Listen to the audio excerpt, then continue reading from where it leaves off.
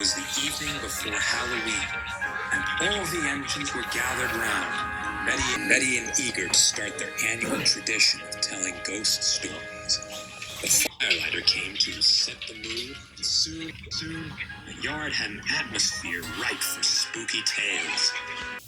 The engines took turns telling ghost stories as the moon rose overhead, each trying to outdo the last. Even the big engines, who normally didn't have much patience for silly stories, beamed and laughed as Thomas and Percy imitated a ghost haunting an old mansion.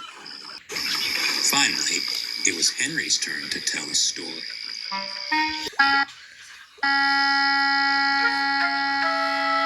Tell it, whispered Gordon. Go on, it won't hurt. I don't know if I should, he whispered back. It's up to you, Henry. It is scary. It is scary. Are you going to tell the story or not? James said. The other engines laughed, except for Henry. Come on, Thomas and Percy said together. Well, all right. Here goes.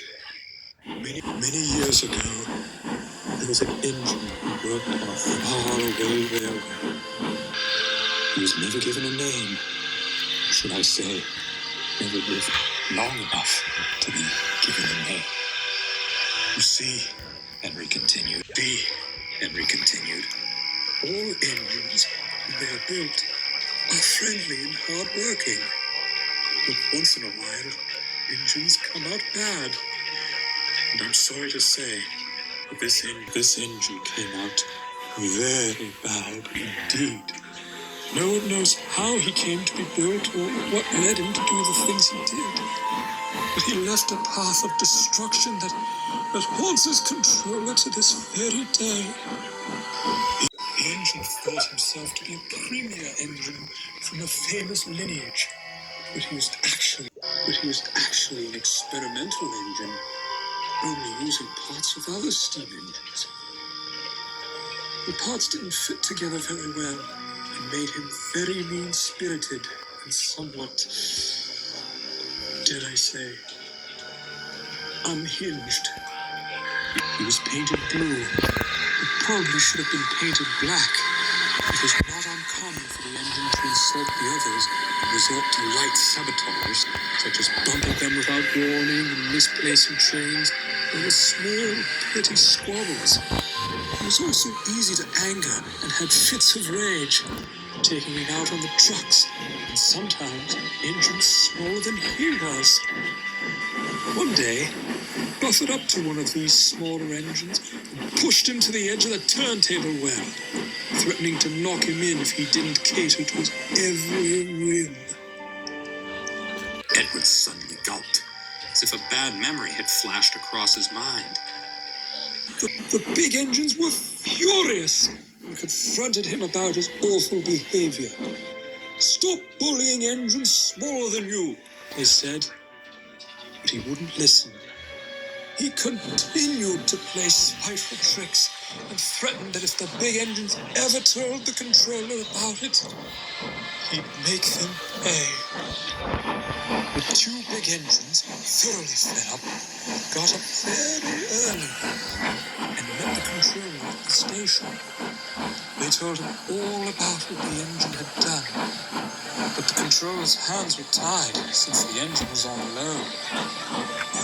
I can't do anything but put in a report to the engine's company," said Henry, mimicking the fictional controller.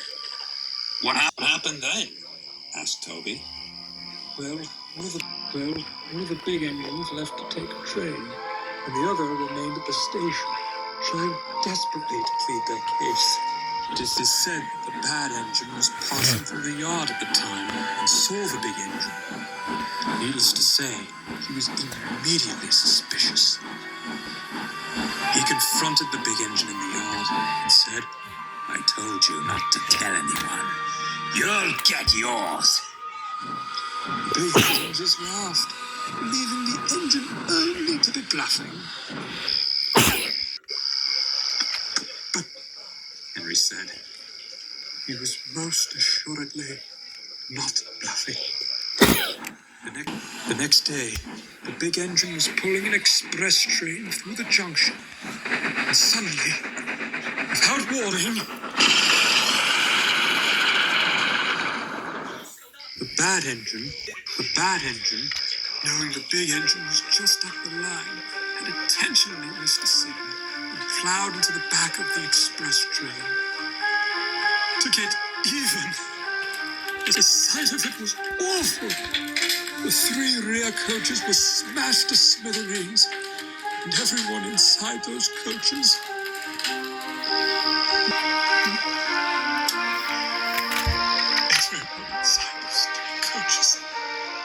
perished.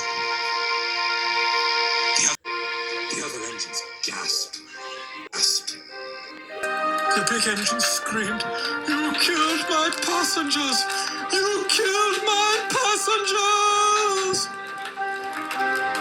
But the bad engine didn't care. He just laughed. The controller came, and seeing the mess, sent the engine for scrap. If the controller had only listened to the big engines, the lives of those in the coaches might have been saved. And so that is the moral of this story. Stand up to evil, and fight until the very end. Or the evil just might turn you into ghosts.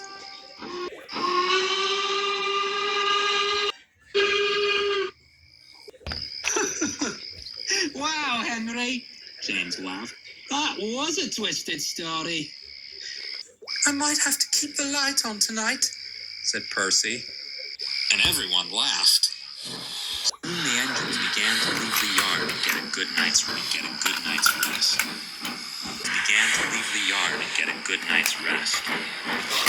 Gordon, Henry began to leave the yard and get a good night's rest. Gordon, Henry, and Edward, however, stayed behind. And as soon as the others were out of earshot, Henry sighed. A fine performance, Henry, Gordon smiled sympathetically. Though I know that's not an easy story for you to tell. Do you think they knew who you were talking about? Asked Edward. The only one who might have known was Thomas, but he was too young at that time to remember, added Gordon. You think 98462 was actually scrapped? Asked Henry. But Gordon and Edward didn't answer right away. The three looked up at the moon, feeling uncertain but hopeful that